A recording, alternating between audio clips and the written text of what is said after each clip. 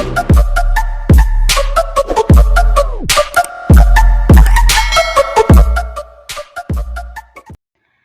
mga B, for today's vlog, tuturuan ko kayo kung paano nga ba magkaroon ng coins at ano ang purpose nito.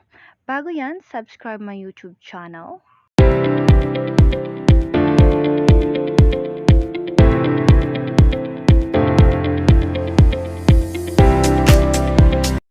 So, kung wala ka pang agency mga B, message mo lang ako sa Facebook, okay? Kapag ikaw ay nag-register gamit yung link ko, automatic na kitang i-chat at i-guide kay Pupo para hindi ka na mahirapan, okay? So, balik tayo. Paano nga ba makapag-ipon ng coins? So, punta ka sa mga pina-follow mo, tapos click mo yan, hanap ka kung sino nagpa-party live task. Tapos, click mo yung mga profile nila. Tapos, click mo yan. Hanap tayo ng iba kasi nakalock yung upuan.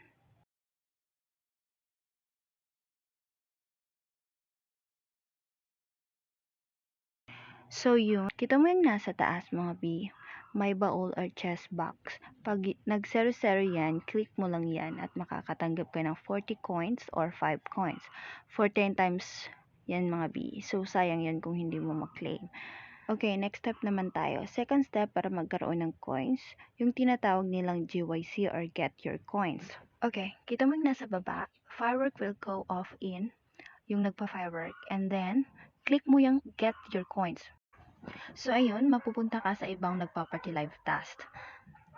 And then, wait ka lang dyan hanggang pumutok yung fireworks. O, ayun, pumutok na yung fireworks. Kita mo yung nasa gilid, yung 95 coins. Naka-receive ako ng 95 coins. So, ayun. So, yun lang mga B. Kung pinapanood mo yung video ko step by step, madali lang talaga kumita sa Pupo Live application. So, yun lang. Don't forget to subscribe my YouTube channel.